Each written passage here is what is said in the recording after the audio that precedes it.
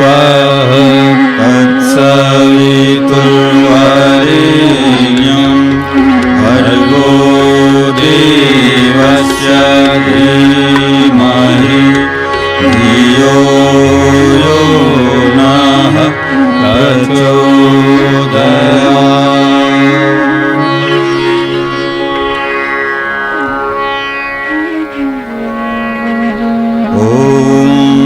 अग्नेय सुपथाराय अस्मान् विश्वान् देवानां विद्वान् योगस्मज्जुहुराणमेनो भूयिष्ठां तेन मौक्तिं विधेम। ॐ वन्दे बोधुमयं नित्यं गुरुं शङ्कररूपिणं यमाश्रितो हि वक्त्रोऽपि चन्द्रः सर्वत्र वन्दते। ॐ मातरं भगवती देवीं श्रीरामं च जगद्गुरुं पादुपद्मे तयोः श्रित्वा प्रणमामि मुहुर्मुहुः प्रणमामि मुहुर्मुहुः।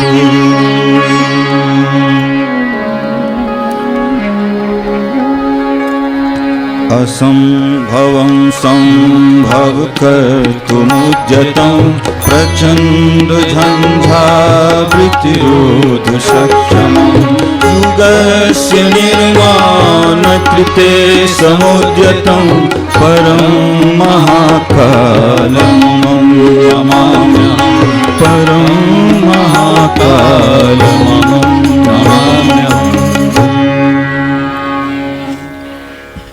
परम पूज्य गुरुदेव और परमन्या माता जी की सूक्ष्म उपस्थिति में यहाँ बैठे सभी प्यारे प्यारे बच्चों, हमारे छात्र छात्राओं, अध्यापकगण, अध्यापिका बहनें और हमारे वीसी साहब, सभी एडमिनिस्ट्रेशन के सभी लोग, आज हम ध्यान करेंगे। और ध्यान किस चीज़ पे करेंगे? भाव चेतना को ऊपर उठाते हुए प्रार्थना करते हुए, प्रार्थना करने का ध्यान। आज का ध्यान है प्रार्थना का ध्यान। हम लोग सभी एक साथ लास्ट में ऐसे हाथ ऊपर करके प्रार्थना करेंगे मन ही मन, उसके बाद हाथ नीचे करेंगे। ध्यान का विषय प्रार्थना बनाया है क्योंकि प्रार्थना को ध्यान अगर बना लिया, ध्यान एक मंदिर है, वहाँ एस्टेब्लिश हो जाता है पूरा का पूरा। हमारी प्रार्थना में इतनी शक्ति आ जाए कि हम दूसरों को भी ठीक कर सकें, हमको भी ठीक कर सकें, अपने आप को भी ठीक कर सकें। कई लोग पीड़ा में हैं, कई लोग कष्ट में हैं। आज वही है और उसी का से संबंधित गीत है। कर रहे हैं साधना हम, शक्ति गुरुवर आप देना, देखना हम गिर न पाएँ, बीच में थाम लेना। ये गीत बड़ा विशेष है क्योंकि गुरुदेव के मार्गदर्शन में लिखा गया गीत है और गुरु से पुकार है कि गुरुदेव हम तो साधना कर रहे हैं और शक्ति आपकी चाहिए हमें। हम गिर न जाए कहीं बीच में, हमारा पतन हो सकता है, हम हो सकता है कि नीचे गिर जाएं और हम कभी गलती से भी इधर उधर हो जाएं तो आप हमें संभाल लेना। कर रहे हैं साधना शक्ति गुरुवर आप देना, देखना हम गिर न पाए, देखना हम गिर न पाए, बीच में थाम लेना। कर रहे हैं साधना हम, शक्ति गुरुवर आप देना, देखना हम गिर न पाए, देखना हम गिर न पाए, बीच में ही थाम लेना। कर रहे हैं साधना हम।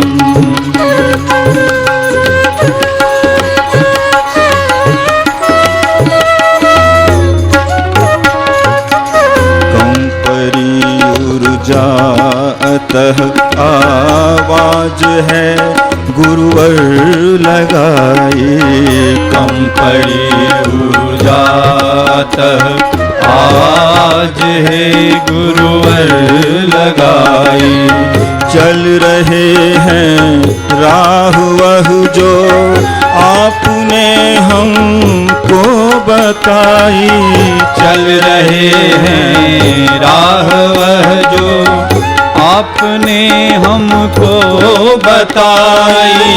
शक्ति चलने की सतत दो, शक्ति चलने की सतत दो, बीच में यह पग रुके ना, कर रहे हैं साधना हम, शक्ति गुरुवर आप देना, देखना हम गिर न पाए, देखना हम गिर न पाए, बीच में ही थाम लेना, कर रहे हैं साधना।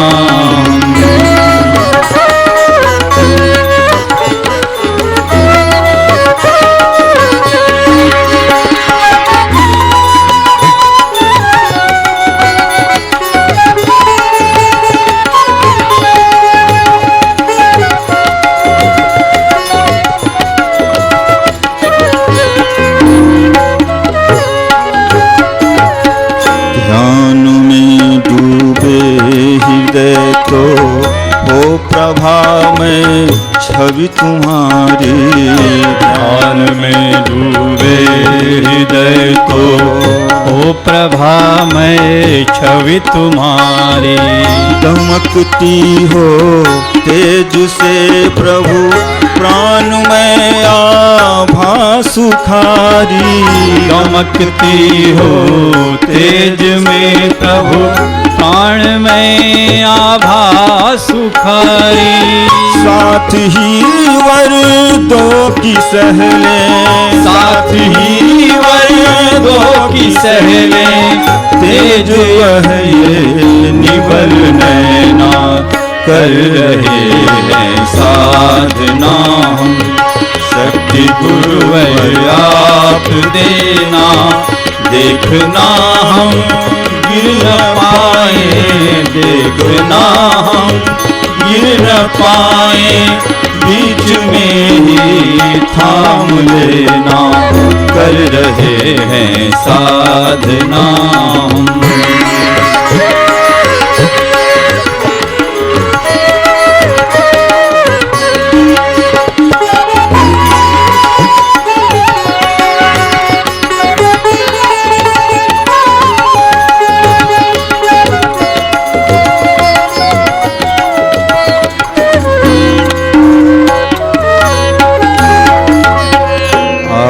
ही गुरु आप सविता, आप गायत्री हमारे, आप ही गुरु आप सविता, आप गायत्री हमारे।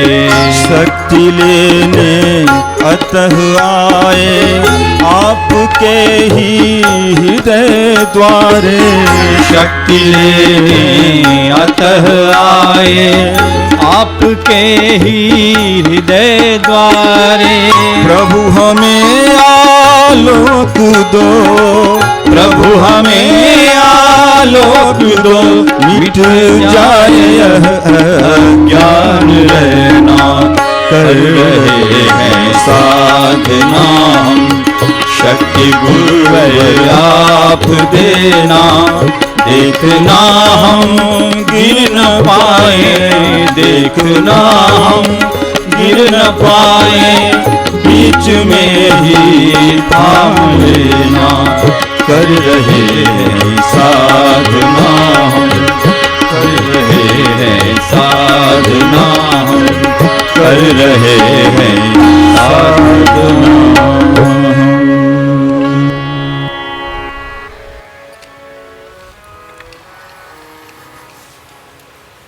हमारे बच्चों ने कुछ प्रश्न दिए हैं, उन प्रश्नों को थोड़ा समाधान करते हैं। कर्म में उत्कृष्टता लाने के लिए क्या किया जाए?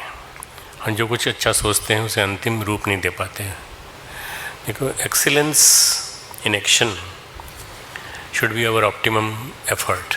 हमारा मैक्सिमम, हमारा प्रयास, अत्यधिक उच्चतम प्रयास ये हो कि हम उस कार्य को कैसे अच्छा बना सकते हैं, कैसे सुंदर बना सकते हैं। एक बच्चा था, वो मूर्ति बनाता था, बहुत सुंदर बनाता था। करीब 14-15 साल का।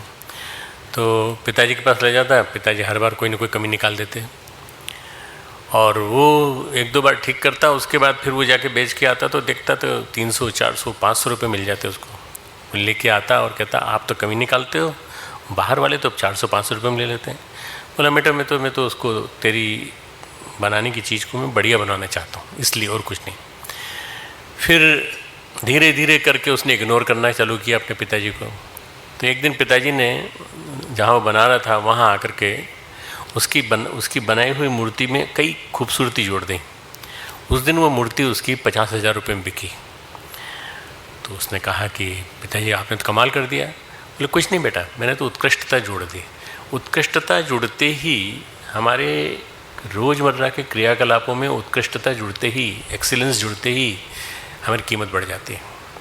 हम कुछ कहते हैं ना, कीमती आदमी है, ये आदमी कीमती है, प्राइसलेस, इसकी कोई कीमत नहीं लगाई जा सकती। वो कीमती आदमी कौन होता है? जिसके अंदर गुण होते हैं, जिसके अंदर क्वालिटीज़ होती हैं। तो हम ज़्यादा से ज़्यादा अपनी कोशिश ये करें कि हमारे अंदर हैं तो अच्छाइयाँ, पर कुछ अच्छाइयाँ हो सकता है ना हो। हम जल्दी जल्दी नाराज़ हो जाते हैं, जल्दी जल्दी गुस्सा हो जाते हैं, जल्दी जल्दी चिढ़ जाते हैं। ऐसा न करें। हम कभी किसी को टॉलरेट नहीं कर पाते, सहन नहीं कर पाते। कोई बोल रहा है, बीच में हम बोल पड़ते हैं। इसलिए ये चीज़ें छोटी छोटी बातों से, अपनी आदतों से इम्प्रूव करें। क्या सच्चे दिल से माफ़ी मांगी जाए और वो गलती दोबारा ना करें तो क्या भगवान माफ़ करते हैं?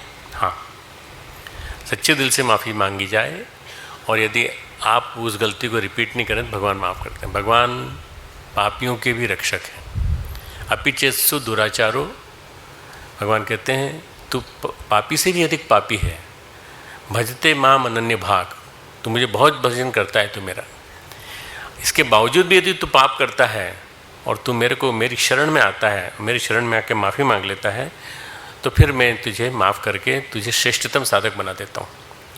2 स्थानों पे भगवान ने, 4 अध्याय में 27वां श्लोक और 9वें अध्याय में 26वां श्लोक, ये पापियों के लिए हैं। पापी मतलब वो जो बहुत ज़्यादा पाप कर चुके हैं। तुमने तो पापी का लिखा भी नहीं है, तुमने तो लिखा है कि सच्चे दिल से माफ़ी मांगी जाए तो। पर ये दिल सच्चा होना चाहिए। ऐसा नहीं आज माफ़ी मांगी और कल फिर से वही गलती कर दी। नहीं, वो तो कल का दिन था, कल की माफ़ी अलग हो गई, आज की माफ़ी आज। क्रिश्चियंस में क्या किया जाता है कि गलती करते हैं और चर्च जाते हैं, चर्च में जाके माफ़ी मांग लेते हैं। Confession, father I want to do confession, okay, pardon, तुमको पार्डन कर दिया, माफ़ कर दिया।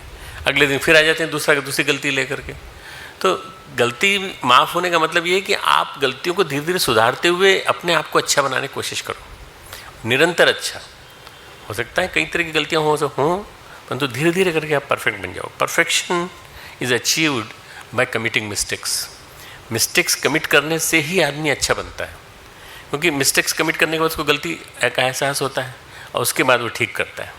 अंतिम संस्कार का साइंटिफिक रीज़न क्या है? हिंदू परंपरा में बॉडी को डिस्ट्रॉय कर दिया जाता है। मुस्लिम ईसाई धर्म में बॉडी को दफना करके डिकम्पोज कर दिया जाता है, जिससे कुछ समय बाद फॉसिल फ्यूल बन जाती है।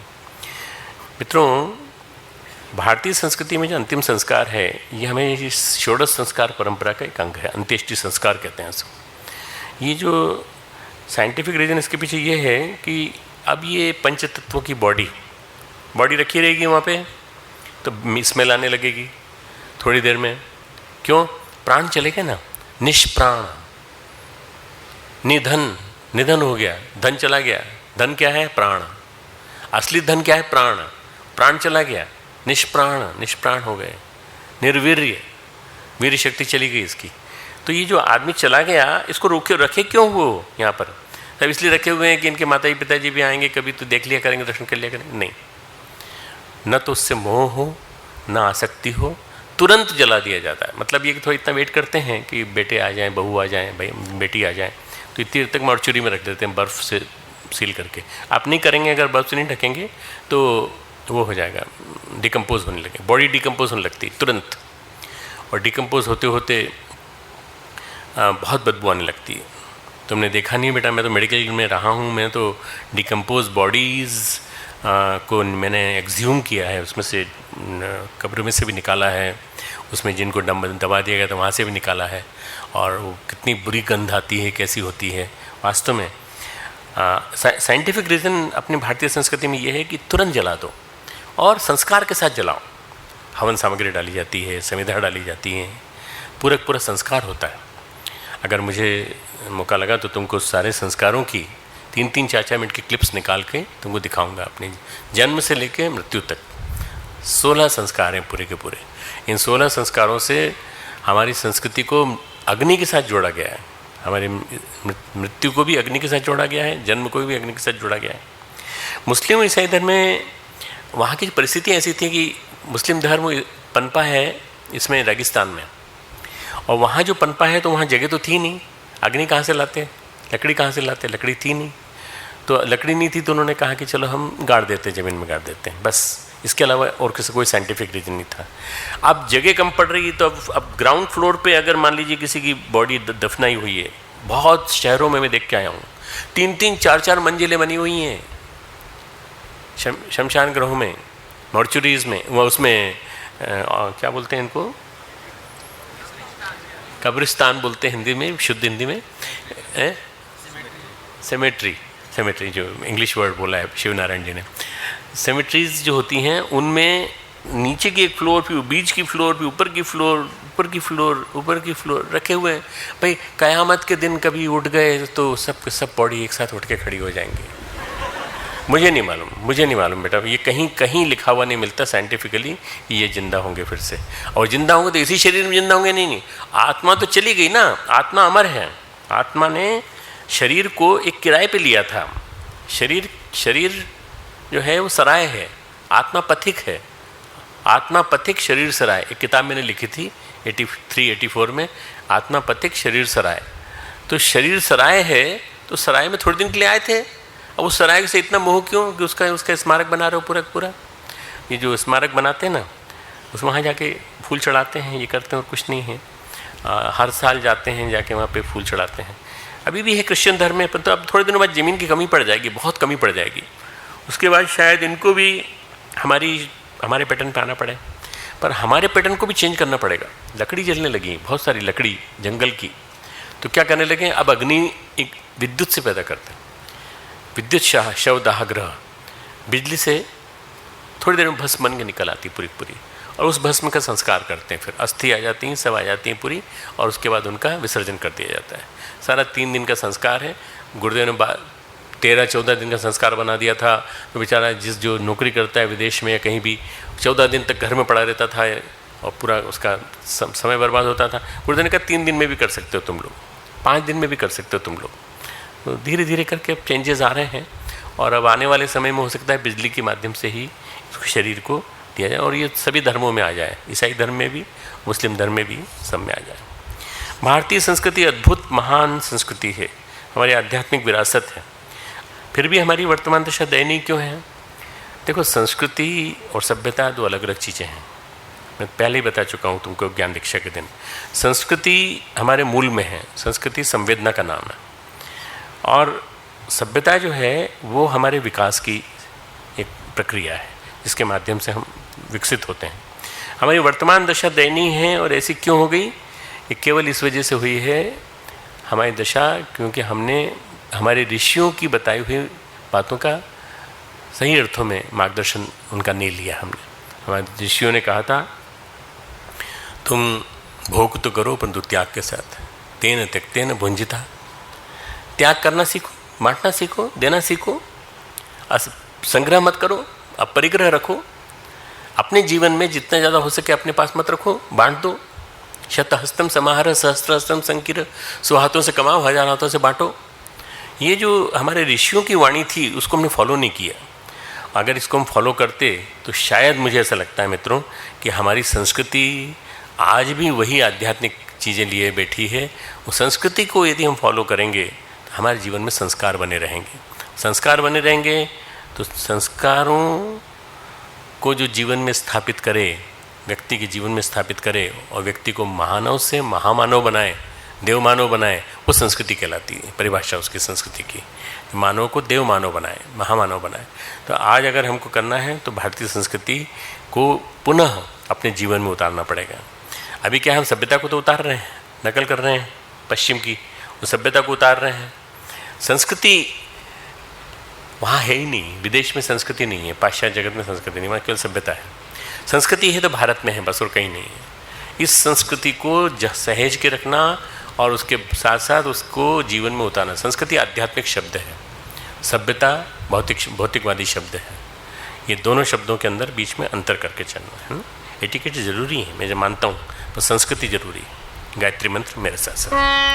ओम भूर्भुवः स्वः तत्सवितुर्वरेण्यं भर्गो देवस्य धीमहि धियो यो नः प्रचोदयात्। ओम गुरुर्ब्रह्मा गुरुर्विष्णु गुरुरेव महेश्वरः गुरुः साक्षात् परब्रह्म तस्मै श्री गुरुवे नमः। अखण्डमण्डलाकारं व्याप्तं येन चराचरं तत्पदं दर्शितं येन तस्मै श्री गुरुवे नमः। मातृवत् लालयित्री च पितृवत् मार्गदर्शिका नमोस्तु गुरुसत्तायै श्रद्धा प्रज्ञायुता च श्रद्धा प्रज्ञायुता च। परम पूज्य गुरुदेव परम वंद्य माता जी की सूक्ष्म उपस्थिति में यहाँ बैठे सभी भाइयों बहनों, मेरे प्यारे प्यारे बच्चों, यहाँ बैठे सभी हमारे अध्यापकगण और सभी और अन्य परिजन। आज का ध्यान है प्रार्थना ध्यान। ध्यान है आरोहण। आरोहण यानी एसेंट। ध्यान का मतलब होता है अपनी चेतना को ऊंचा उठाएं, अपनी भाव चेतना को, अंतः चेतना को ऊर्ध्व शिखरों पर ले जाएं, ऊंचे शिखर पर ले जाएं। ध्यान हमेशा मान के चलिए, ध्यान का मतलब है ऊंचा उठना, ऊंचा उठना। ध्यान एक मंदिर है, ऐसा मंदिर जो स्वयं में स्थित है हमारे अंदर। जब हम ध्यान में प्रवेश करते हैं, समझ लो कि हम परमात्मा के मंदिर में प्रवेश करते हैं, इस मंदिर में प्रवेश करते हैं। ममे वांशो जीवलोके जीवभूत सनातन, भगवान कृष्ण गीता में कहते हैं 15वें अध्याय में, मेरा ही एक अंश मनुष्य शरीर के रूप में वहाँ मौजूद है। अगर मैं वहाँ मौजूद हूँ तो तुम मान लो कि भगवान है वहाँ मौजूद। भगवान मौजूद है तो भगवान के मंदिर में हमारा आत्मसत्ता है, उसके अंदर हम स्थित हैं। सामान्य जीवन क्रम में भाव चेतना में हम जिसमें जीते हैं उसमें ध्यान की भाव दिशा भिन्न भिन्न होती है, पर पवित्र विचार, पवित्र भाव, पवित्र दृश्य हमें ध्यान के माध्यम बनते हैं। ध्यान कैसे करें? पवित्र विचारों के माध्यम से, पवित्र भावों के माध्यम से, पवित्र दृश्यों के माध्यम से। जो पवित्र हो वो तुम्हारा माध्यम बन जाए, ध्यान के अवलंबन बनते हैं। प्रार्थना में शुभ विचार सम्मिलित है। सर्वे भवन्तु सुखिनः, सर्वे सन्तु निरामया। सब सुखी हों, सब निरामय निरोग हों, किसी को परेशानी न हो, किसी को दुख न हो। पवित्र भाव उसमें समाहित है, पवित्र भाव है उसमें। प्रार्थना में पुकार समाहित है। प्रार्थना सही अर्थों में कहा जाए तो भगवान के सबसे नज़दीक जाने वाली चीज़ है। प्रार्थना जब आप गहराई से करते हैं, अपने हृदय से करते हैं, तो भगवान को सुनना पड़ती है, भगवान सुनते हैं। कई बार हम समझते हैं प्रार्थना याचना है, हम परमात्मा से कुछ मांगते हैं तो प्रार्थना करते हैं। नहीं, याचना और प्रार्थना में अंतर। याचना का मतलब है हम गिड़गिड़ा रहे हैं, भीख मांग रहे हैं, भगवान कुछ दे देना, भगवान ये दे देना, भगवान आज तो आप अच्छे नंबर ला देना, आज पास करा देना, बस उसके बाद अगली बार ज़रूर पढ़ूंगा मैं। ये क्या है? ये भीख मांग रहे हो और ये नहीं पूरी होगी। हम तो अगर कहो भगवान मेरा मन मस्तिष्क शांत रखना और मुझे याद दिलाते रहना कि मैंने जो याद किया है वो आया कि नहीं, आया कि नहीं, बस इतना ही। केवल भगवान को इतना ही कह दो कि आप मुझे याद दिलाते रहना, बस। ये प्रार्थना है। प्रार्थना में हम कृतकृत्य हो जाते हैं। सार्थकता, प्रार्थना की सार्थकता जो है कृतकृत्य हो जाते हैं, कृतार्थ हो जाते हैं, कृतज्ञ हो जाते हैं। हे भगवान आपने सुन ली, बस। जवाब आया कि नहीं इससे कोई मतलब ही नहीं है। भक्त और भगवान का मिलन बिंदु है प्रार्थना। जहाँ भक्त और भगवान दोनों मिल जाते हैं, मिलन बिंदु प्रार्थना, प्रार्थना के स्तर पर दोनों का मिलन हो जाता है। जिस बिंदु पर, जिस शिखर पर भक्त और भगवान मिलते हैं वो प्रार्थना होती है। प्रार्थना को कई धर्मों में साधना विधि के रूप में उपयोग किया जाता है। सूफिज्म में है, हिंदू धर्म में है, प्रार्थना साधना विधि के रूप में है। कई जगह लोग इसको साधना की विधि के रूप में उपयोग करते हैं। हमारे यहाँ त्रैकालिक संध्या का विधान है, सुबह शाम, सुबह दोपहर शाम करिए, प्रातः सायंकाल मध्यकाल में भी। और कर्मकांड भी होते हैं, गायत्री मंत्र के माध्यम से भी करते हैं। मुसलमानों में, इस्लाम में 5 वक्त की नमाज है। मैंने देखा है कि जो स्टॉन्च मुस्लिम हैं, एयरपोर्ट पे भी उनके लिए जगह बनी होती हैं, वहाँ पर भी वो 5 समय की मुस्लिम नमाज करते हैं। भले ही वो 10 मिनट की होती है, परंतु करते हैं बाकायदा। ईसाइयों में प्रार्थना को बड़ा शिखर स्थान प्राप्त है। Prayer itself is a very basic principle of spirituality, और क्रिश्चियंस में बहुत पॉपुलर है। चर्चों में, घरों में प्रार्थना की जाती है। हर संडे को ये लोग प्रार्थना करते हैं। प्रार्थना व्यक्तिगत भी होती है और सामूहिक भी होती है। मैं भी अपने लेवल पे कर रहा हूँ, नहीं हम सब मिल के कर रहे हैं। आज हम सब मिलजुल के करेंगे। प्रार्थना एकांत में भी होती है और सबके साथ में भी होती है। हम अपने मंदिर में करते हैं, आज यहाँ करेंगे। एक विचार, एक भावदशा, एक मनस्थिति, एक विचार, एक भावदशा, एक मनस्थिति, बस अगर ये 3 जब मिल जाएं तो भगवान को पुकारते हैं जब, तो भाव तरंगें उठती हैं और प्रार्थना के दृश्य साकार हो जाते हैं। प्रार्थना में बुद्धि के तर्क, विचार, विश्लेषण का कोई विधान नहीं है। प्रार्थना है तो बुद्धि नहीं है, हमने भावना अपनी दे दी है, सुपुर्द कर दी। प्रार्थना में हृदय है। हृदय के द्वार से, प्रेम के द्वार से हम परमात्मा में प्रवेश करते हैं। प्रार्थना में बुद्धि नहीं है। नहीं साहब, बुद्धि लगाओ, इंटेलेक्चुअली एक्सप्लेन करो कि क्या प्रार्थना में क्या होता है। नहीं, आप इंटेलेक्चुअली एक्सप्लेन नहीं कर सकते। प्रार्थना तो प्रार्थना है, हो गई तो हो गई बस। प्रार्थना में श्रद्धा की परिपूर्णता है। एक मंत्र है जिसमें ये कलावा बांधते ना, ये वाला कलावा बांधने का मंत्र याद है किसी को? हाँ बोलो। प्रतीन दीक्षाम आपनोति दक्षिणाम, दक्षिणाम श्रद्धाम आपनोति, श्रद्धया सत्य माप्यति। श्रद्धा से सत्य प्राप्त होता है। वो दक्षिणाम श्रद्धा में आपनोति आता है ना, तो पंडित लोग जो होते हैं ना, स्वार्थी लोग, वो क्या कहते हैं, अब पंडित जी, यजमान पैसा निकालो, दक्षिणा निकालो, चलो।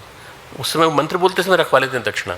दक्षिणाम श्रद्धा में आपनोति, दक्षिणा से तुमको मिलेगी, चलो दो, ये बांधने की दक्षिणा है, वो दो।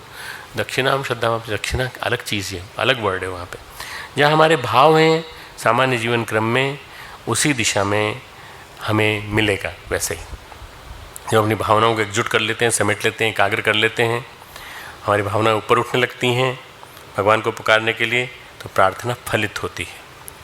जब भावनाएं ऊपर उठने लगती हैं तो प्रार्थना फलित होती है। एक चौपाई है तुलसीदास जी की, सब कर ममता ताग बटोरी, सब कर ममता ताग बटोरी, मम पद मनसी बांधी बर डोरी। ममता के, भावनाओं के, संवेदनाओं के सूत्र जहाँ तहाँ बिखरे पड़े हैं, उनको बटोर लो, उनसे एक धागा बनाओ। महीन महीन धागे जितने भी हैं बटोर के बांट लो, गूंथ लो और मजबूत रस्सी बनाओ और उनको प्रभु के चरणों में बांध दो। अपने मन को ही बांध दो भगवान के चरणों में, अपनी बुद्धि को ही बांध दो भगवान के चरणों में। ममता तुम्हारी जो है जहाँ जहाँ बटी हुई है, वहाँ से इकट्ठी करके लाओ, उसको भगवान के चरणों में लगा दो। इससे क्या होगा, भगवान तुम्हारे हो जाएंगे। ध्यान एक पवित्र वातावरण की सृष्टि करता है। ऐसा वातावरण जो सामान्य जीवन के वातावरण से पर्याप्त भिन्न होता है। जहाँ सही अर्थों में ध्यान चल रहा हो, प्रार्थना चल रही हो, वहाँ वास्तव में वातावरण बहुत अलग होता है। आप अगर कभी किसी मंदिर में देखें, शांत मन से मस्तिष्क ध्यान चल रहा है और प्रार्थना चल रही है, तो वो वातावरण बिल्कुल भिन्न होता है। तो आजकल क्या हो गया है, रात्रि जागरण बहुत ही तरीके से। और ये जो अभी आपने थोड़े दिन पहले देखा, आप लोग जब एग्ज़ाम दे रहे थे उस समय यहाँ पर बहुत सारे लोग जो हैं वो नाचते नाचते शंकर जी की गण थे, सबके सब। शंकर जी के गण कौन कहलाते हैं? कौन कहलाते हैं शंकर जी के गण? सारे जितने भी प्रकार के दुष्ट लोग हैं वो सब शंकर जी के बारात में शामिल हो जाते हैं। तो वो लोग जो हैं वो शंकर जी की बारात में शामिल होकर के तरह तरह से अपनी भक्ति भाव बताने की कोशिश कर रहे थे, चिल्ला रहे थे जोर जोर से। वहाँ प्रार्थना नहीं है, प्रार्थना नहीं, चिल्लाहट है। चिल्लाहट का मतलब प्रार्थना नहीं होता। वो चल रहा है, क्या बोलते हैं उसको, सेट को, डीजे चलता है। डीजे मैं डीजे शब्द से जानता था डिस्ट्रिक्ट जज को डीजे कहते हैं, बोले नहीं आपको मालूम ही नहीं, डिस्को जॉकी डिस्को डॉकी है, क्या बोलता है डीजे मतलब डिस्को जॉकी और वीजे को वीडियो जॉकी, मतलब ये सब बातें मैंने बाद में समझ में आई मेरे। तो ध्यान जो है वो शांत वातावरण बनाता है, और हम दैनिक जीवन में अनेक उलझनों से गुजरते हैं, अनेक कारणों से, व्यथाओं से, पीड़ाओं से गुजरते हैं। ध्यान में पीड़ा नहीं है, दुख नहीं है, हमारे प्रिय से, परम आत्मी से, परम प्रिय से मिलन है। एक चेतना में, अंतर चेतना में, भाव चेतना में प्रवेश है। प्रार्थना के द्वारा प्रवेश सहज भाव से मिलता है। इसलिए कहते हैं श्रद्धा में, प्रेम में चमत्कार होते हैं। श्रद्धा होती है, प्रेम होता है, तो चमत्कार होते हैं। चमत्कार का मतलब क्या है? चमत्कार का मतलब गणित कहता है कि चमत्कार का मतलब असंभव है। कोई तर्क नाम की चीज़ नहीं कहती कि तर्क होते हैं, चमत्कार होते हैं। पर ये सारे असंभव चीज़ें संभव होने लगती हैं। रामकृष्ण परमहंस बता रहे थे कि मेरी माँ मेरे साथ भोजन करती है, और मेरे पास जो प्रसाद आता है वो माँ आधा माँ खाती है, आधा मैं खाता हूँ। विवेकानंद भी बोले कि महाराज आप क्यों ऐसी बात बोल रहे हो जो विज्ञान की इस कसौटी पे नहीं खरी सिद्ध हो सकती। आप बोल रहे हो, आप खा जाते हो, वास्तव में आपको लगता है कि माँ खा जाती है। बोले अच्छा तू भी मेरे खिलाफ हो गया। मथुरा बाबू जो उसके मालिक थे दक्षिणेश्वर मंदिर के, उनकी पत्नी रासमणी जी, रानी रासमणी, वो ऊपर से देख रही थी, उन्होंने ऊपर जो छज्जा था वहाँ से उनको दिखाई पड़ता था। उन्होंने देखा कि जैसे ही उन्होंने बुलाया माँ माँ माँ माँ करके, माँ आ बैठ, तू नहीं बैठेगी मैं नहीं खाऊंगा। तो वास्तव में अब चूँकि उस समय के लिए उनको दृष्टि दे दी थी, उनको माँ ने दृष्टि दी उनको, ताकि ये प्रमाण बन सके। माँ की मूर्ति में से माँ निकल के आई और उसने अपने हाथ से उनको खिलाया, और उन्होंने अपने हाथ से माँ को खिलाया। माँ और बेटे के बीच में भोजन का आदान प्रदान चला। इस चीज़ को उन्होंने देखा, देखने के बाद वो वहीं बेहोश हो गई।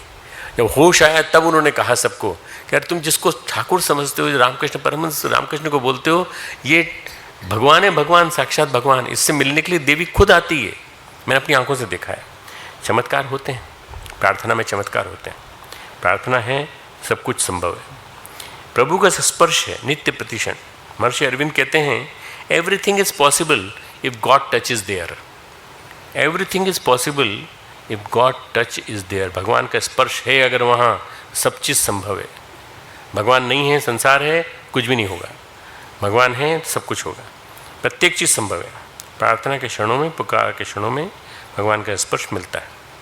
मैं एक व्यक्ति के बारे में तुमको बताना चाहता हूँ जिनके संपर्क में मैं रहा हूँ, और मैं एक बार इनके स्थान पर गया हूँ। यूनिटी चर्च ऑफ क्रिश्चियनिटी, बहुत प्रार्थना में मानते हैं। चार्ल्स फिलमोर, ये उन्होंने प्रार्थना को 93-94 की बात है, मैं इनके स्थान पे जो गया था, उन्होंने प्रार्थना को चिकित्सा का स्वरूप दिया। उन्होंने एक सोसाइटी बनाई, एक समाज बनाया, एक संगठन बनाया। उन्होंने कहा कि कोई दवा की ज़रूरत नहीं, कर्मकांड की कोई ज़रूरत नहीं है, तुम तो प्रार्थना करो। बड़े जटिल रोगों को के मरीज, कठिन दुस्साध्य रोगों के मरीज उनके पास आते थे, सब लोग बैठते थे और वो कहते थे विश्वास से, श्रद्धा से, संपूर्णता से भगवान को पुकारो। विश्वास से पुकारो, श्रद्धा से पुकारो और संपूर्णता से। आधापन नहीं, आधा मन इधर है आधा मन इधर, ऐसे नहीं, संपूर्णता से पुकारो। बहुत सारे कार्य ऐसे हैं जो हमसे समर्थ संभव नहीं है, पर भगवान से संभव है। लेकिन भगवान के सब कुछ संभव है। लोगों के मन में आस्था और श्रद्धा विश्वास जगाते जगाते चार्ल्स फिलमोर धीरे धीरे इतने प्रसिद्ध हो गए कि उनके यहाँ कोई बीमार भी जाता है तो ठीक हो जाता है। उनकी प्रार्थना कोई अपनाता है तो ठीक हो जाता है।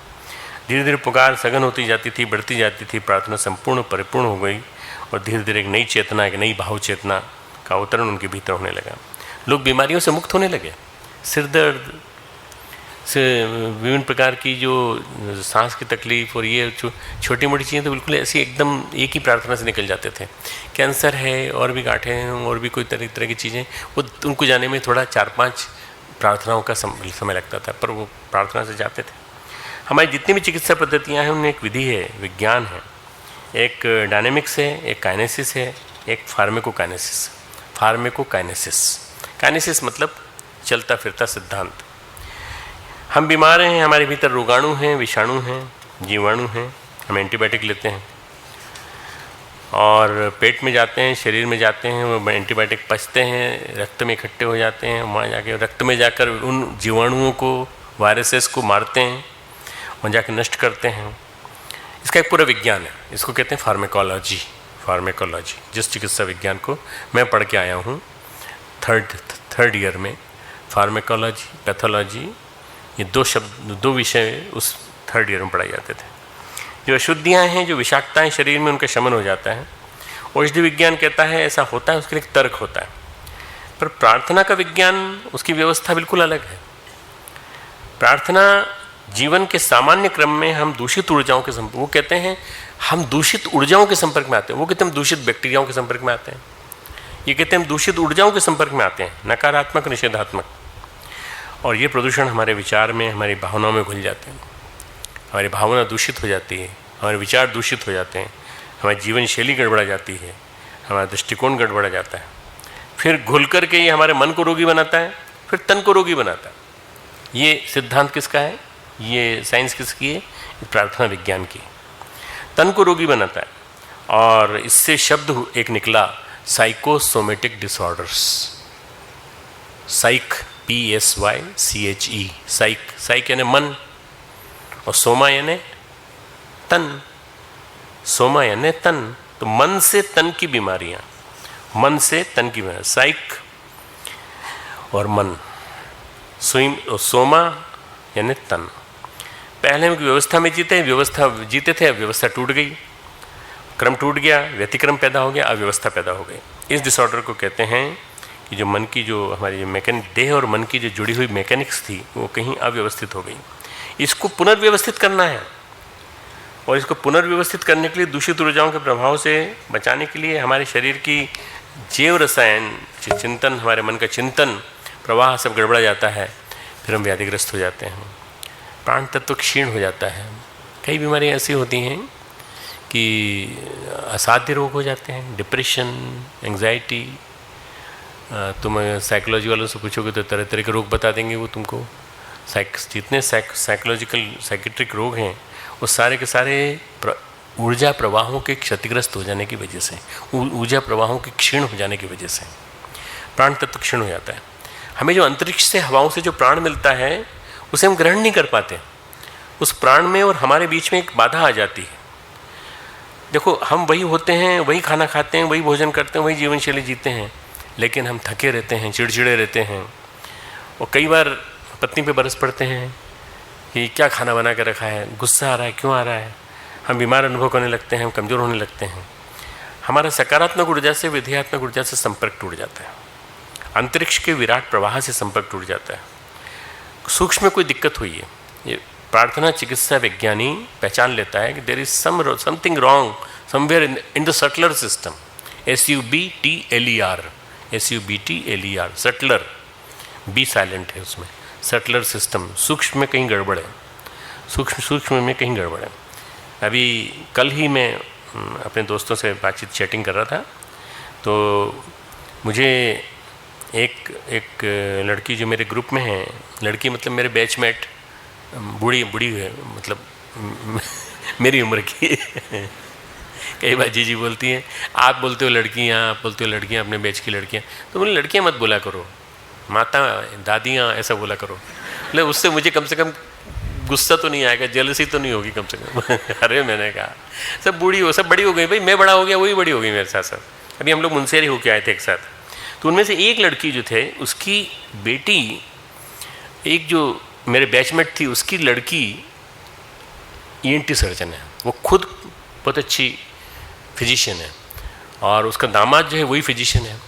उस लड़की से ENT सर्जरी में कहीं कुछ गलती हो गई या कुछ, मतलब पेशेंट जो है उसकी कोई एक ऐसी चीज़ कट गई जिसके बाद वो कोमा में चली गई, और कोमा में जाने के बाद वो मर गई। तीसरे दिन अब सारे दोष को उसने अपने ऊपर ले लिया, मेरी वजह से हुआ। उसकी वजह से क्या है कि आज ये स्थिति है कि कल तक शाम तक की स्थिति थी कि वो she was in deep depression. मैंने कहा हम प्रार्थना करेंगे। हम करीब करीब यहाँ पे कितने लोग बैठे हैं, करीब 1-1.5 हैं। हम लोग सब मिलकर प्रार्थना करेंगे। तुम चिंता मत करो, समूह प्रार्थना से बिल्कुल प्रभाव पड़ता है। और प्रार्थना तुम भी करो, हम भी करेंगे, सब करेंगे। प्रार्थना से उन ऊर्जा प्रवाहों को व्यवस्थित किया जा सकता है जिन्होंने उस लड़की को डिप्रेशन में खड़ा कर दिया। She is a skilled doctor and mistakes can happen by anybody. Doctor से भी हो सकती हैं और इंजीनियर से भी मिस्टेक हो जाती है, पुल टूट जाते हैं, ये हो जाते हैं। जानबूझ के नहीं किया उसने, पर उसके अंदर गिल्ट का भाव आ गया। वो गिल्ट का भाव निकलना चाहिए। That therapy should be done. परमात्मा कहते हैं, भगवान कहते हैं कि भगवत चेतना परम पावन ऊर्जा है। हमारी जो चेतना है परम पावन ऊर्जा, परम पावनता इसमें सकारात्मकता है। और भगवान की ऊर्जा को जो इनवाइट करेगा, जो पावन ऊर्जा को इनवाइट करेगा, सकारात्मक ऊर्जा को इनवाइट करेगा, उसमें प्रदूषित ऊर्जाओं को विनष्ट करने की सामर्थ्य है। जितनी प्रदूषित ऊर्जाएं हैं उनको विनष्ट करने की सामर्थ्य है। उसके सामर्थ्य का कोई गणित नहीं है। जब हम पुकारते हैं, प्रार्थना करते हैं, तो एक प्रवाह हमारे अंदर प्रवेश करता है, हमारा सानिध्य से प्राप्त होता है। तब वो परम पावन ऊर्जा हमारे अस्तित्व को घेर लेती है। हमारे आसपास एक ऑरा होता है, हम सबके आसपास एक ऑरा होता है, आभा मंडल। किसी का ऑरा पॉजिटिव होता है, किसी का ऑरा नेगेटिव होता है। पहचान सकते हो? हाँ, मैं तुमको पहचानना सिखा सकता हूँ, कैसे पहचानना किसी के ऑरा को। इस ऑरा को कहते हैं आइडियोस्फीयर। जैसे आपके आइडियाज़ होते हैं ना, वैसे आइडियोस्फीयर बन जाता है। आप लोगों ने थर्मोस्फीयर वर्ड सुना है, स्ट्रेटोस्फीयर वर्ड सुना है, आयनोस्फीयर वर्ड सुना है, ओजोनोस्फीयर वर्ड सुना है। ऐसे आइडियोस्फीयर होता है, विचार मंडल, प्रभा मंडल। जैसे आपके विचार होते हैं, पॉजिटिव विचार होंगे तो पॉजिटिव, और जैसे नेगेटिव विचार होंगे नेगेटिव। एक किताब है colour man visible invisible, Leadbeater की लिखी हुई है। लेड बिटर थियोसॉफिस्ट थे, मैन विजिबल इनविजिबल। उसमें उन्होंने ऑरा पे डिस्कशन किया पूरा। मैंने पूरी किताब पढ़ी है, उसमें मैंने कई लेख बनाए हैं। जैसे हमारे आसपास का आभामंडल होता है, हमारे बाहरी जीवन में चेतना के नए स्रोत फूट पड़ते हैं। हमारे जीवन के सभी प्रदूषण समाप्त हो जाते हैं। हमें सर्वथा एक नर्वता नई चेतना अनुभव करते हैं, रोग मुक्त हो जाते हैं, व्याधि मुक्त हो जाते हैं। प्रार्थना से श्रेष्ठ औषधि कुछ नहीं है। मित्रों, अगर तुम हमारे पीछे खड़े हो जाओ कि डॉक्टर साहब और जी क्या बोलते हैं जो लोग आते हैं इनके पास कष्ट लेके, कठिनाइयाँ लेके, हम ये नहीं कहते हम ठीक कर देंगे, हम कहते हैं हम प्रार्थना करेंगे। एक ही शब्द बोलते हैं, हम परम पूज्य गुरुदेव से, वंदनीय माता जी से, गायत्री माता से आपके लिए प्रार्थना करेंगे। और उस प्रार्थना के लिए हम दोनों का समय सुरक्षित है, वो प्रार्थना हम करते हैं। कोई ज़रूरी नहीं कि उनका नाम उसमें बोला जाए, हमने जिसको बोल दिया है वो वहाँ आ जाएगा, उसकी सूक्ष्म चेतना वहाँ आ जाएगी। और इस प्रार्थना का इतना विलक्षण प्रभाव पड़ता है मित्रों कि बहुत सारी, हम नहीं कर रहे, गुरुदेव कर रहे हैं, भगवान कर रहे हैं, माँ भगवती कर रही है। इसलिए प्रार्थना से श्रेष्ठ कोई औषधि नहीं। हमारे शास्त्रों में पुराने युगों में बहुत गंगा जल की महिमा बताई गई है। हम देखते हैं कई बार सामान्य पानी रखते हैं तो उसमें से दुर्गंध आने लगती है। थोड़े दिन रख लो, खराब हो जाता है, सड़ जाता है। पर कई दिनों तक ये परंपरा थी, गंगा जल ले जाते थे, रखते थे, सालों साल रखा जाता था। मेरे पास सालों साल पुराना गंगा जल रखा है। आज का जल जो है ये प्रदूषित है, हमने गंगा में प्रदूषण पैदा कर दिया है, इसलिए इसमें गड़बड़ी हो गई। भगवान आचार्य शंकर कहते हैं गंगा जल के बारे में, भगवद गीता किश्चित धीता। भगवद गीता हमने थोड़ा सा पढ़ लिया, किश्चित यानी थोड़ा सा, अधीता यानी अध्ययन, किश्चित धीता। गंगा जल लौ कणिका पीता, इसका मतलब यह है कि हमने विचार शुद्ध कर लिए, विचार नकारात्मकता से निषेधात्मक कर लिए, मन शुद्ध हुआ, मन पवित्र हुआ। गंगा जल लो कणिका पीता, एक आध बूंद गंगा जल पी लिया, एक बूंद गंगा जल शुद्ध हो, गंगा जल वो पी लिया तो उसे तन की अशुद्धि नष्ट हो जाती है। भाव की अशुद्धि नष्ट, तन की मन अशुद्धि नष्ट। और लास्ट में है सक्र देयस्य मुरारी समर्चा, सक्र देयस्य मुरारी समर्चा। प्रभु की चर्चा कर ली, प्रभु को पुकार लिया, प्रभु के प्रसंग में डिस्कशन कर लिया थोड़ी देर भगवान के बारे में, तो गंगा जल के पीने से तन की अशुद्धि, और प्रभु को पुकार लिया तो भाव की अशुद्धि नष्ट हो जाती है। और विकृतियों को दूर करने के लिए, दोषों को दूर करने के लिए, प्रदूषण को दूर करने के लिए, जीवन को प्रदूषण से मुक्त करने के लिए बड़े मजबूत उपाय हैं। गंगा जल पर लोगों ने खूब शोध किए हैं। थेगोसाइट नाम का बैक्टीरिया होता है, उसको खाने वाला एंटीबायोटिक गंगा जल में है। और ये एंटीबायोटिक जो है जड़ी बूटियों औषधियों का अर्घ जल का मिश्रण होता था गंगा जल में। भगवान करे हमारा गंगा शुद्धि अभियान सफल हो और हम गंगा जल को पुनः पीने जैसा बना सकें। अभी तो कई बार ऐसा लगता है गंगा जल को पी रहे हैं, पर अभी अभी देखा उधर से पानी आ रहा है, वो पानी सीवर का पानी है, तो फिर पानी पीने में बड़ा सब लगता है। हमें गंगा जल पे अविश्वास नहीं है, पर गंगा जल में जो प्रेम से मिलावट कर रहे हैं, गड़बड़ी कर रहे हैं, उस पर विश्वास है पूरा कि भगवान के लिए की लाई हुई इस धरोहर को किसी और जल में प्रॉपर्टी नहीं, किसी और जल में प्रॉपर्टी नहीं है कि वर्षों तक नहीं सड़ता। जो गंगा जल है उसके अंदर जो गंगा में है वो गंगा जल में रहता है। कितनी कोशिशों के बावजूद गंगा जल के तत्व अन्य जलों में विकसित करने की कोशिश की गई पर नहीं हो पाए। क्यों? इसमें औषधियों का जल जुड़ा हुआ है, इसमें रत्नों का जल जुड़ा हुआ है, रत्न जो गंगा के बेड में होते थे। प्रार्थना में भी कुछ ऐसा ही है। समस्त अशुद्धियों को खा जाने की समस्या है प्रार्थना की सामर्थ्य है। समस्त अशुद्धियों को खा जाने की सामर्थ्य है प्रार्थना में। समस्त दोषों के निराकरण की सामर्थ्य है प्रार्थना में। समस्त असंभव को संभव करने की सामर्थ्य है प्रार्थना। परमात्मा से प्रीतिकर मिलन है प्रार्थना। प्रार्थना is just like a meeting with God. भक्त और भगवान जहाँ गले मिलते हो प्रार्थना है, और कुछ नहीं, बस प्रार्थना। प्रार्थना ध्यान बन सकती है, हमारी पुकार ध्यान बन सकती है। भाव भरे मन से, भाव भरे जीवन से हम पुकारते हैं, भगवान को पुकारते ही चले जाते हैं। एक व्यक्ति हारमोनियम बजा रहा था। हारमोनियम बजाते बजाते वो गा रहा था, मंत्र गा रहा था। मंत्र बड़ा अशुद्ध गा रहा था, पर भाव बहुत आते। उसके जो राग था वो सही था उसका, पर शब्द अशुद्ध थे। जैसे गायत्री मंत्र कोई बोल दो, गायत्री मंत्र को गलत सलत बोलो तो उसके सुनने वाले को अजीब सा लगेगा, परंतु उसकी भाव इतने अच्छे थे कि उसकी आंखों से आंसू बह रहे थे, निकल रहे थे नीचे। एक गुरु सामने से निकल रहे थे अपने शिष्यों के साथ। शिष्यों ने पूछ लिया गुरु जी से, गुरु जी ये तो गलत बोल रहा है, गलत गा रहा है, मंत्र ही गलत है, मंत्र को गलत गा रहा है, कहीं इसका पाप तो नहीं लगेगा इसको? बोले नहीं। इससे पूछते हैं क्या इसको फीलिंग हो रही है। मैं कहा भाई रुको, थोड़ा सा रुकोगे? हाँ हाँ। बोली प्रभु आप यहाँ रुके, प्रणाम किया उसने कहा ये बताओ कि भाई तुम इतना बढ़िया भजन गा रहे थे, उस भजन के शब्द थोड़े से गलत थे और वो उनकी प्लेसमेंट भी गलत था उनका। कहीं अ था, कहीं ब था, कहीं स था, कहीं द था। तत्सवितुर्वरेण्यम को तुम न जाने क्या बोल रहे थे। तो तुम्हें मालूम है तुम क्या गा रहे थे? मुझे नहीं मालूम, मुझे किसी ने सिखाया था, मैंने गलत सीख लिया होगा, पर मैं भाव में ये गा रहा था कि भगवान ये आपको समर्पित है। मैं तो पढ़ा लिखा नहीं हूँ, पर आप तो पढ़े लिखे हो, आप इन शब्दों को सही कर लेना, अपने हिसाब से सही जगह प्लेस कर देना। जहाँ तत् होना चाहिए वहाँ तत्, जहाँ सवितु होना चाहिए वो सवितु, जहाँ वरेण्यम होना चाहिए वरेण्यम। भगवान समझदार हैं, भगवान पढ़े लिखे हैं, मैं बिना पढ़ा लिखा हूँ, इसलिए मुझे भगवान माफ़ कर देंगे। क्यों? क्योंकि मेरे भाव में कोई कमी नहीं है। तो भगवान भाव के भूखे होते हैं, भगवान को भाव चाहिए। महाराज जी बोलते हैं अपने शिष्यों से, तुम चाहे लाख गीता पढ़ लो, चाहे तुम लाख भागवत पढ़ लो, चाहे लाख पुराण पढ़ लो, वेद पढ़ लो, अच्छे शब्द अच्छी तरह से पढ़ लो, पर भाव नहीं आए तो कोई फायदा नहीं हो। इसलिए भाव जरूरी है। भाव भरे मन से, भाव भरे जीवन से पुकारो। हम कई चीज़ों के लिए ग्रहणशील हैं, अभी अच्छे खासे सुख से सुकून बैठे हैं और एक व्यक्ति आता है, ग्रहणशील है, हम हमारे पास आके बैठता है, हम आपका हाथ देखना चाहते हैं। अच्छा हम बड़े कमज़ोर हैं इस मामले में, हाथ देख लीजिए, बड़ा पता चले क्या है आखिर। मैं प्लेन में जाता हूँ कई बार, तो मेरे कपड़े पीली धोती पीला कुर्ता ही होता है, यही होता है, यूनिफॉर्म होती है। तो एयर होस्टेस मेरे पास आती हैं, एयर होस्टेस आती हैं, आप हाथ देखते हैं क्या?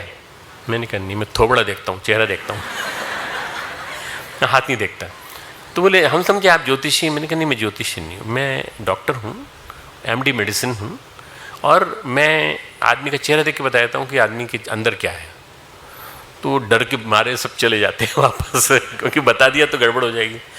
तो हम इतने कमज़ोर हैं कि हमारे पास कोई हाथ देखने के लिए आ जाए। एक आदमी आया, उसने हमारा हाथ देखा, वो बताया तुम्हारे पर तो बड़ा संकट आने वाला है, तुम्हारे पर कौन सी दशा लग गई है, कौन सी तुम्हें चोट लगने वाली है, एक्सीडेंट होने वाला है।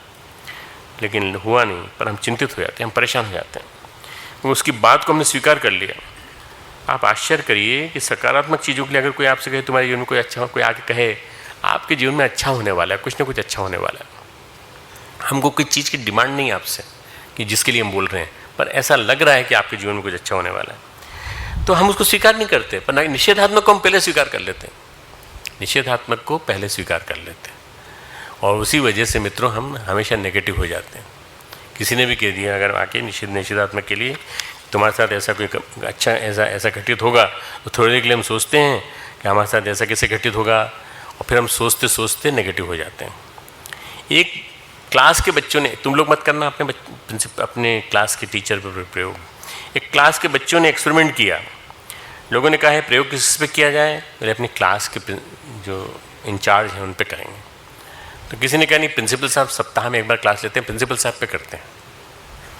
फिर किसी ने कहा नहीं वाइस चांसलर लेते हैं एक बार क्लास, उन पे करते हैं, चलो वाइस चांसलर पे करते हैं। वाइस चांसलर सर के पास प्रातःकाल से सायंकाल तक जो भी मिलेगा उनसे यही कहेगा सर आप कुछ बीमार से लग रहे हैं, सर आप कुछ बीमार से लग रहे हैं।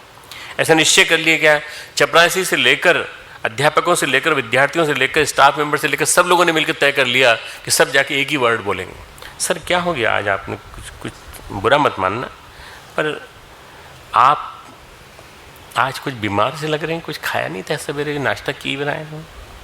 अब देखते देखते वो आदमी आईने के सामने जाता है, बोले क्या बात है, सवेरे सवेरे चपरासी पहुंचा घर, आज आपकी तबीयत कुछ खराब है कि नहीं ऐसा तो नहीं है, हम तो ठीक महसूस कर रहे हैं। फिर यूनिवर्सिटी आए, स्टाफ मेंबर्स ने कहा, टीचर ने कहा, जितनी बार मिलते गए उतनी बार उनसे कहा जाता है आज आप कुछ बीमार लग रहे हैं। बच्चों ने कहा सर आपके लिए प्रेयर से हमारी, आप बीमार लग रहे हैं। अरे राम, बच्चे भी कह रहे हैं मैं बीमार लग रहा हूँ। सर आज आपको कुछ बुखार लग रहा है, आपका चेहरा कुछ लाल है, ऐसा कुछ बात तो नहीं, कुछ तपिश लग रही, कुछ तपन सी लग रही। कुछ ने उनका हाथ छू के देखा, कुछ ने कहा सर गर्म भी है आपका हाथ, आप आराम कीजिए जा कर के। वो घर चले गए और 104 डिग्री टेम्परेचर हो गया उनको। मतलब देखो विचारों की शक्ति कितनी गजब की होती है, नेगेटिव विचार तुरंत लगते हैं, लगे और तुरंत डॉक्टर बुलाया गया। डॉक्टर ने कहा कुछ भी नहीं है, ठीक हो जाओगे तुम, चलो एक पैरासीटामॉल की गोली खा लो और उसके बाद चलो मेरे साथ चलो बगीचे में घूम के आते हैं। बगीचे में घूम के आए, ठीक हो गए, बिल्कुल ठीक हो गए। ये क्या है, नकारात्मकता का निषेध का परिणाम है।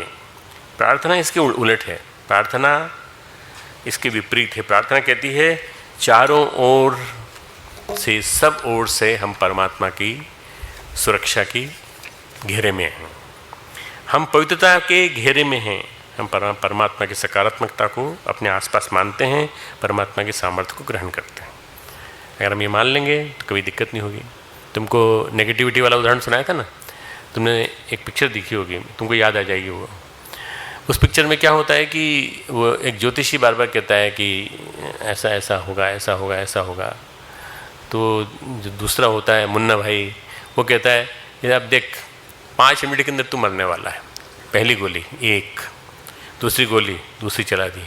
तुम याद आ गई तुमको पिक्चर, कौन सी है, लगे रहो मुन्ना भाई।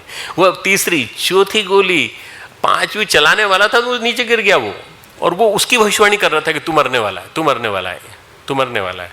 और उसकी भविष्यवाणी करने से पहले ज्योतिषी खुद नीचे गिर गया बेहोश होकर के।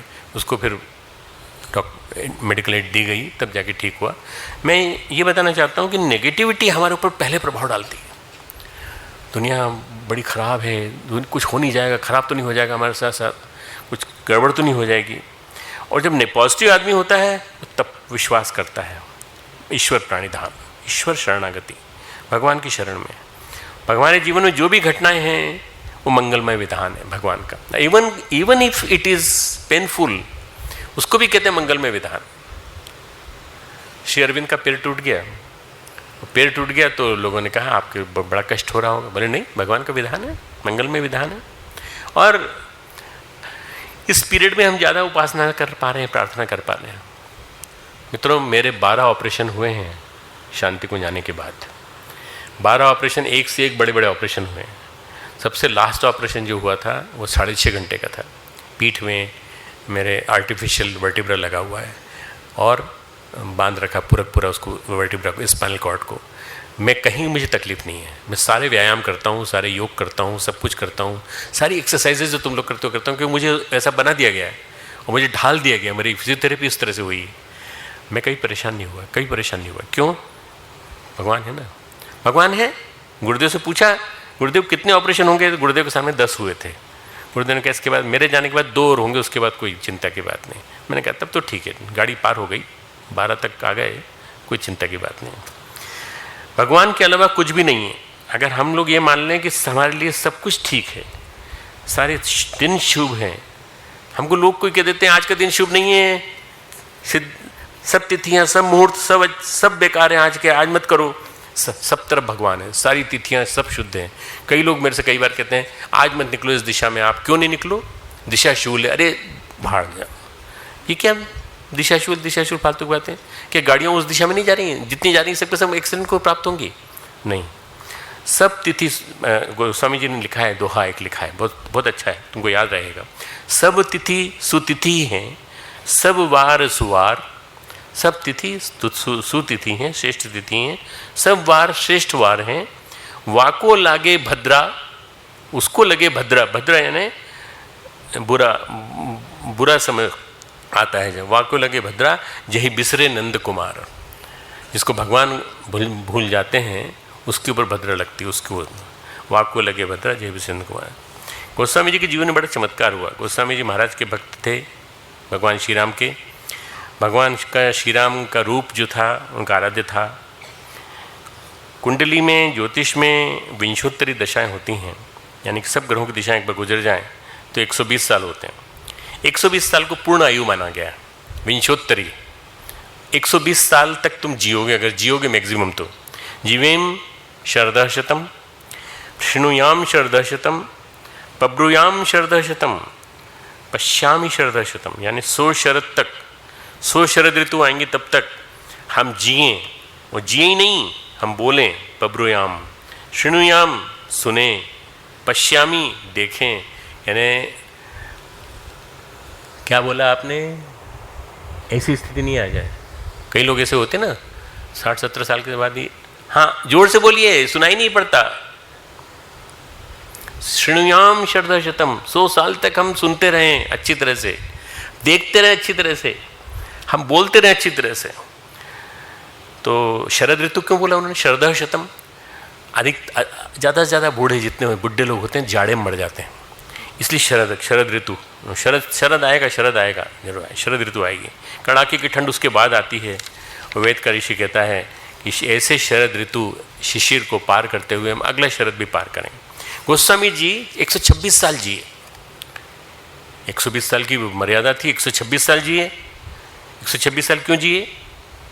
120 साल के बाद उनकी कुंडली खत्म हो गई, उसके बाद भी 6 साल जिए। उनकी 120 साल के बाद उनको नहीं जीना चाहिए था, 6 साल जिए। क्यों? वो राम के भक्त थे, उन्होंने मांगी एज, काम करना था। तो ऐसा कहते हैं कि कलयुग को बड़ी समस्या हुई। कलयुग ने कहा 100 साल की विंशोत्तरी दशा होती है, 1000 साल तो जीता नहीं कलयुग में कोई, 100 साल से ऊपर तो कोई जीता नहीं कलयुग में। ये कलयुग में ये कहाँ से 120 साल? तो ऐसा कहते हैं कलयुग लग गया गोस्वामी जी पर, कलयुग लग गया, और कहा मैं इनको बीमार करके मार करके छोड़ूंगा। गोस्वामी जी को बड़ी गहरी पीड़ा हुई, गोस्वामी जी को बड़ी गहरी पीड़ा हुई और सारे शरीर में फोड़े हो गए। उपाय किए, उपचार किया, वैद्यक किया, सब कुछ किया। तो उन्होंने एक किताब लिखी बहुत सुंदर। उनके एक हाथ में फोड़ा जो हुआ वो अंदर तक था, गहराई तक, उसको भगंदर कहते हैं। तो हनुमान बाहुक नाम की एक रचना लिखी उन्होंने, हनुमान बाहुक, क्योंकि बाहू में हुई थी। उन्होंने बार बार ये लिखा है, अरे तुम्हारा भक्त चिल्ला रहा है तुम सुनते नहीं हो। और इतने सुंदर काव्य है, इतना सुंदर, 44 उसके अंदर पद हैं, एक से एक बढ़ के। सिंधु तरन सी सोच हरण, रवि बाल बरन तनु, भुज विशाल मूर्ति कराल, कालव को काल जनु। हनुमान जी की प्रार्थना है और उसको बोलने का तरीका है, एक उसको गाने का तरीका है, और गाते समय बहुत सुंदर है। बाहू में पीड़ा हुई, हनुमान जी को पुकारा, भुजा में दर्द हुआ, पीड़ा गहरी होती गई, गोस्वामी जी का विश्वास जीता, हनुमान जी की कृपा हुई, वो प्रार्थना सिद्ध मंत्र बन गई। आज भी अगर किसी को कोई गहरी से गहरी पीड़ा हो, वो हनुमान बाहुक का श्रद्धापूर्वक पाठ करे 7 दिन तक निरंतर भावपूर्वक, बहुत पीड़ा हो रही भगवान, जैसे आपने तुलसीदास जी का दुख दूर किया, ऐसे मेरा भी दुख दूर कर दीजिए, आपका दुख भी दूर हो जाएगा। हनुमान बाहुक कुल मिला के 1.5 या 2 रुपये की किताब है और यहाँ अवेलेबल है भारत माता मंदिर के सामने, मंगा लेना। तुमको कोई तकलीफ, भगवान करे किसी को ना हो, पर जिस किसी को भी हो उसके लिए सुना देना उसको। कहते हैं वात रोग की पीड़ाओं के नाश के लिए हनुमान बाहुक औषधि का काम करता है। वात कुपित हो जाता है तो हनुमान बाहुक औषधि बन जाती है। ये प्रार्थना है। प्रार्थना में व्याकरण नहीं है, प्रार्थना में भाव का व्याकरण है। भाव गहरे और परिपूर्ण होते हैं। 3 तरह के तत्व होते हैं, वात पित्त कफ, सत रज तम की तरह से। आयुर्वेद शास्त्र सांख्य दर्शन पर आधारित है। आयुर्वेद शास्त्र कहता है 3 तत्व होते हैं, वात पित्त कफ। वात यानी वायु, पित्त यानी अग्नि, और कफ यानी शीत सर्दी। वात यानी वायु, पित्त यानी अग्नि, और कफ यानी शीत। वात कुपित हो जाए तो शरीर में दर्द बढ़ जाता है। वैद्यों से पूछो, शरीर चिकित्सकों से पूछो क्या हो रहा है, शरीर में दर्द बहुत है। नाड़ी देखेंगे तो भी कहेंगे नाड़ी चींटी की तरह चल रही है, नाड़ी पिपीलिका की तरह चल रही है। मुझे समझ में नहीं आया, मैं तो मेडिकल का मॉडर्न मेडिसिन का डॉक्टर हूँ, पर जब मैं आया तो गुरुदेव ने मुझे कई जगह भेजा, क्या तुम नाड़ी विज्ञान सीख के आओ। मैंने बहुत कोशिश की, पर सिखाने वाले नहीं सिखा पाए। मैंने तो सीखने की पूरी कोशिश की, पर पिपीलिका की तरह चलती। मैं पिपीलिका पहले समझूँ पिपीलिका क्या होती है। पिपीलिका छोटी सी एक चींटी होती है, और वो जब चलती है तो जो आवाज़ करती है उस आवाज़ को सुनना पड़ेगा मुझे, तब जाके मुझे समझ में आएगा कैसी होती है ये नाड़ी, कैसी होती है। अच्छा हाँ, ये फील हो रही है, ऐसी होती है, ऐसी होती है। नाड़ी विज्ञान बहुत गहरा विज्ञान है। नाड़ियों की गति वैद्य लोग अजीब अजीब प्रकार की बताते हैं। और जब वात कुपित होता है तो शरीर में कुपित होता है दर्द, वात के साथ पित्त मिल जाए तो फोड़े फुंसी, अग्नि प्रबल हो गई, निकल गया जहर। तो ऐसा कहा जाता है कि गोस्वामी जी ने कहा कि हनुमान जी वायु के पुत्र हैं। वायुपुत्र होने के नाते उनकी स्तुति करते हैं।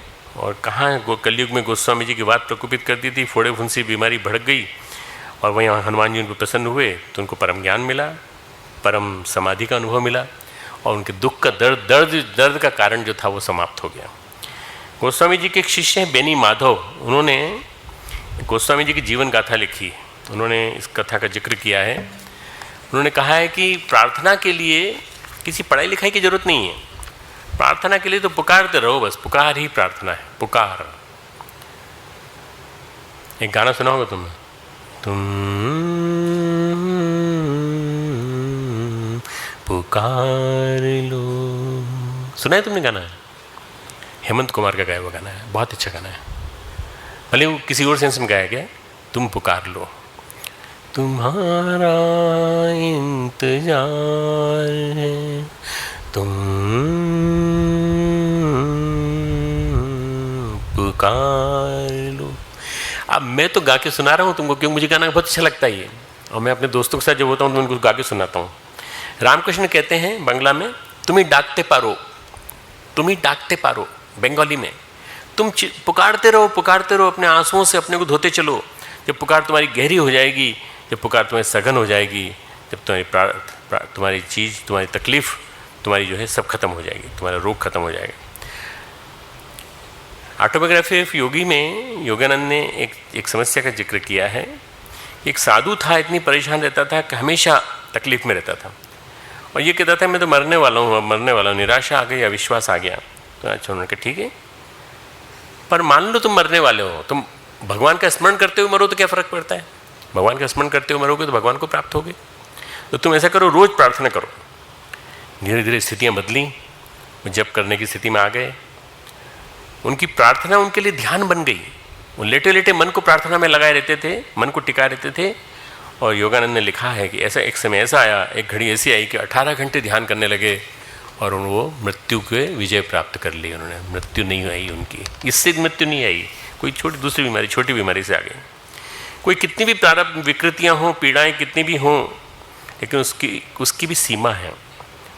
प्रार्थना अनंत के द्वार खोलती है, अनंत के द्वार खोलती है। असीम से, अनंत से, सर्वसमर्थ से भेंट कराती है। उस असीम भगवान को असीम कहा गया है, अनंत कहा गया है, सर्वसमर्थ कहा गया है। गीता में भगवान के कई नाम हैं, बहुत सारे नाम, उसमें 3 नाम ये बहुत हैं, असीम, अनंत, सर्वसमर्थ। फिर कितना भी क्यों ना हो, सब नष्ट हो जाता है। बिना थके, बिना रुके हमारे जीवन में प्रार्थना चलती रहना चाहिए। तुम कभी भी चलो, शांत हो, मन से हो और चुप हो, मन ही मन प्रार्थना करते रहो, सबका भला हो, सबका भला हो, सर्वे भवन्तु सुखिनः। जब हम सुबह प्रार्थना के साथ उठेंगे, प्रार्थना को ध्यान बनाकर जीवन शुरू करेंगे, तो सारा दिन भगवान के साथ रहेंगे, परमात्मा के लोक में प्रवेश कर जाएंगे।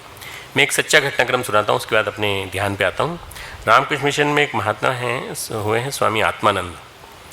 उनकी एक पुस्तक है गीता प्रवचन।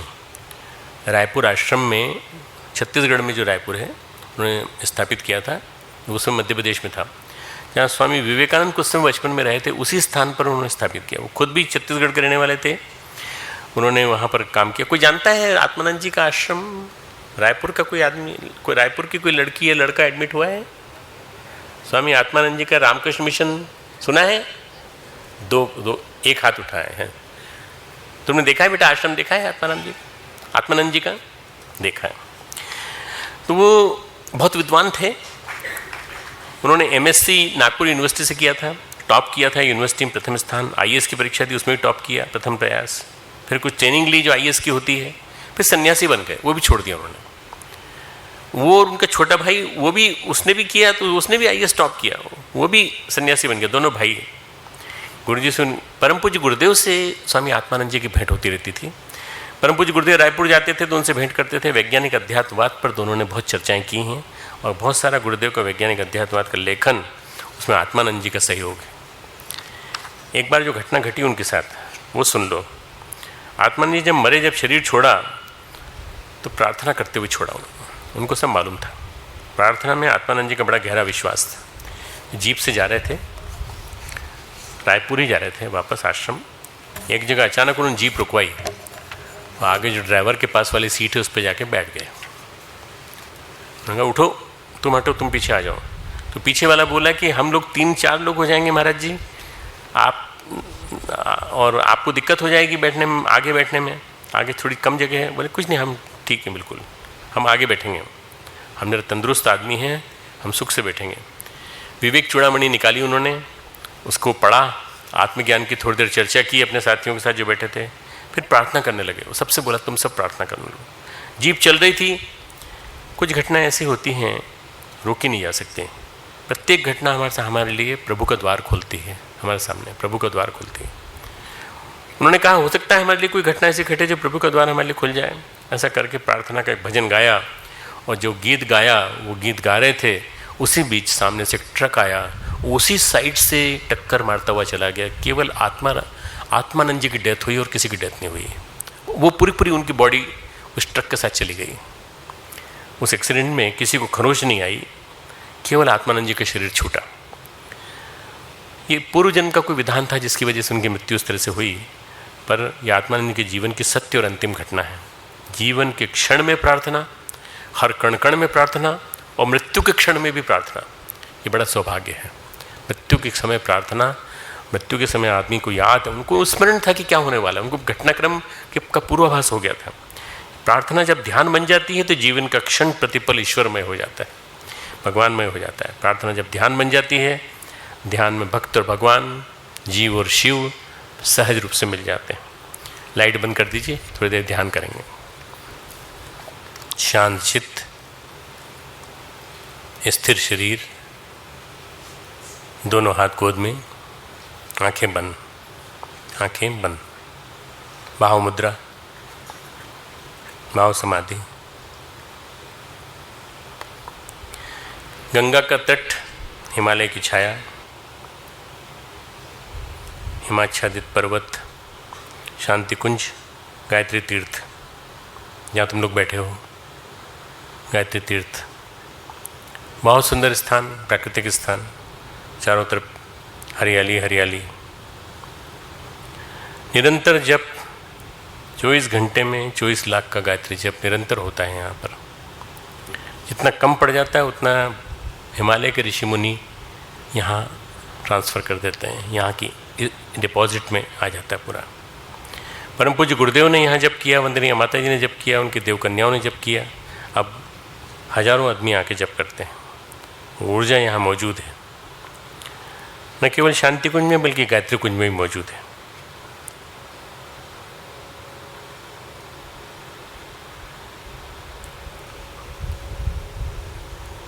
शांति कुंज, गायत्री कुंज हिमालय की छाया में स्थित, प्रखर प्रज्ञा, सजल श्रद्धा, नियमित जप, नियमित यज्ञ, ये सब पूरे यहाँ का एक अंग है। उसी की ऊर्जा, उसी के माध्यम से प्रार्थना। दोनों हाथ ऊपर की ओर उठा लो, ऐसे आंखें खोल लो, देख लो कैसे उठा रहा हूँ मैं। दोनों हाथ ऊपर की ओर उठा लो, हथेलियाँ खुली हों, ऊपर की ओर हो, भगवान से आमंत्रित कर रहे हैं। अनुभव करो कि तुम्हारे अंदर अस्तित्व प्रवाहित हो रहा है, भगवान का अस्तित्व प्रवाहित हो रहा है, भगवान की ऊर्जा तुम्हारे अंदर से प्रवाहित हो रही है।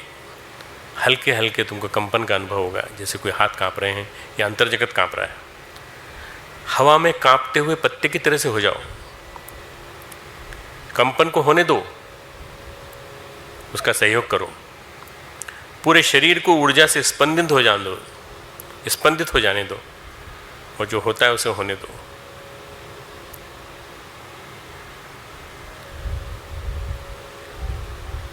अंतरिक्ष में विद्यमान देव सत्ताओं से तादात्म्य, भगवान से प्रार्थना सबके उज्जवल भविष्य की, सबके दुखों के निवारण की। अब धीरे से हाथों को आगे बढ़ाओ, जमीन पे टच कर दो, आगे की तरफ झुक जाओ, जमीन पे टच कर दो, आगे की तरफ झुक के जमीन पे टच कर दो। ऐसे पृथ्वी को टच करो, पृथ्वी को स्पर्श करो। पृथ्वी और स्वर्ग, ऊपर और नीचे, यिन और यांग, पुरुष और स्त्री, बहो घुलो पृथ्वी में, स्वयं को पूरी तरह छोड़ दो। तुम नहीं हो, तुम एक हो जाओ। तुमने दोनों ऊर्जाओं के साथ एकाकार अपनाया अपने आप को।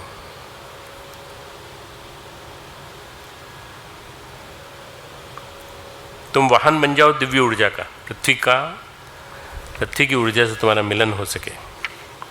पृथ्वी में बहुत ऊर्जा होती है। मैंने एक ध्यान कराया था पिछले बैच में, पृथ्वी को स्पर्श करने का ध्यान। हम लोग पृथ्वी को स्पर्श ही नहीं कर पाते हैं, जूते पहने रहते हैं, मोजे पहने रहते हैं। पृथ्वी की ऊर्जा से मिलन हो, इन दोनों चरणों को एक बार और दोहराओ। चलो फिर से हाथ ऊपर करो,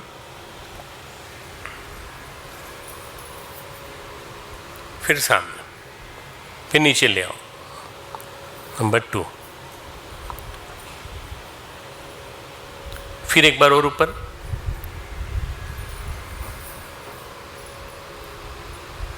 फिर एक बार और नीचे। ऊर्जा का आदान प्रदान प्रार्थना की इस भाव दशा में सो। ये जो ध्यान में बता रहा हूँ, अगर तुम सोते समय अपने पलंग पे बैठे बैठे करो, पलंग को ही स्पर्श करो, उसी को मान लो पृथ्वी है, पृथ्वी तत्व से मिला जुला है, और सो जाओ। बस ऐसा करके सो जाओ, तुम्हें नींद बहुत अच्छी आएगी, ऊर्जा बनी रहेगी। उठो जब सवेरे, तो उठते समय भी तुम इसी तरह से उठो, प्राणवान अनुभव करो। एक नई सजीवता, एक नया जीवन तुम्हें प्रवेश करने लगेगा, और पूरे दिन तुम एक नई ऊर्जा से भरे अनुभव करोगे। एक नई तरंग होगी, हृदय में नया गीत, पैरों में एक नया नृत्य होगा।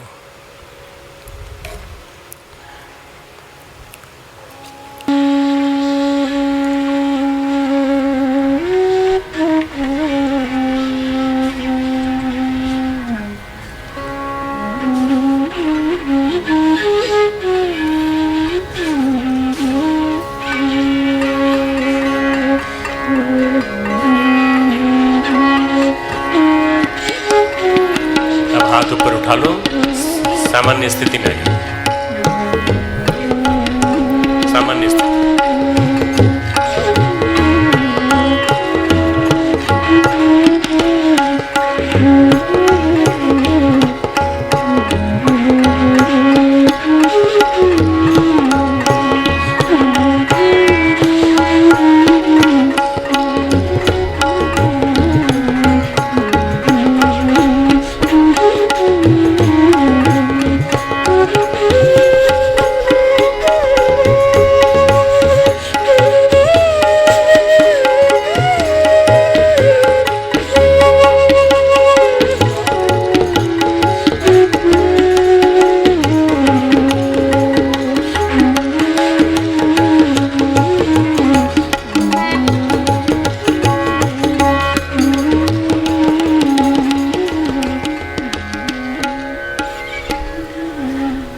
मेरे साथ साथ उपनिषद का मंत्र बोलेंगे।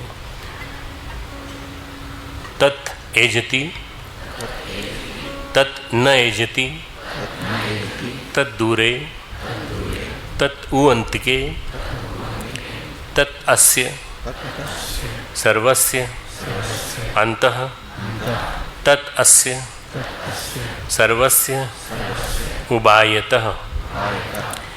हे परमेश्वर, आप चलते भी हैं और नहीं भी चलते, एक ही काल में परस्पर विरोधी भाव, गुण तथा क्रिया जिनमें रह सकती है, वे ही तो आप हैं। यह आपकी अचिंत्य शक्ति की महत्ता है।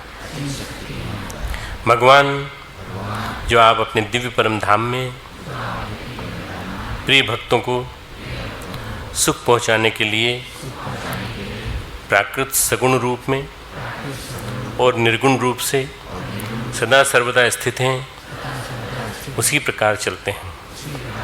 इसी प्रकार वे श्रद्धा प्रेम से रहित मनुष्यों को कभी दर्शन नहीं देते, उनके लिए दूर हैं। हे भगवान, आप अंतर्यामी हैं, आप हमारी प्रार्थना को जानते हैं, पर जो अज्ञानी लोग हमें इस रूप में नहीं पहचानते, उन्हें भी आभास कराएं। इस समस्त जगत के परम आधार और परम कारण आप ही हैं। बाहर भीतर सभी जगह आप ही हैं। हमारे कष्टों को और जिनके विषय में हमने सोचा है, उनके कष्टों को आप दूर करें। ओम शांति ही शांति ही शांति। हाथ, दोनों हाथों को मलें, लाइट्स ऑन कर दें और ऐसे सिर पे लगाएं, छाती पे लगाएं, दोनों हाथों को लगाएं। दोनों हाथों का मतलब है स्थूल शरीर, इसका मतलब है सूक्ष्म शरीर, विचार, और हृदय को लगाने का मतलब है भाव शरीर, हमारा कारण शरीर। ये जो हमने मंत्र आपको बताया, ये 5वां मंत्र है ईशावास्य उपनिषद का। ये बड़ा सुंदर विलक्षण मंत्र है, भगवान की उपस्थिति का बताता हुआ कि भगवान सब ओर हैं और भगवान हमारे को शांति पाठ। ओम द्यौ शांति अंतरिक्षगुं शांति पृथिवी शांतिरापः शांतिरोषधयः शांति वनस्पतयः शांतिर्विश्वे देवाः शांति ब्रह्म शांति सर्वगुं शांति शांतिरेव शांति सामा शांतिरेधि। ओम शांति शांति शांति सर्वारिष्टसु शांतिर्भवतु। जिस सत्ता की कृपा से ये हुआ आज का ध्यान संपन्न, उनको प्रणाम करेंगे। ओम नमो अनंताय सहस्रमूर्तये सहस्रपादाय शिरोर्वामे सहस्रनाम्ने पुरुषाय शाश्वते सहस्रकोटि युगधारिणे नमः सहस्रकोटि युगधारिणे।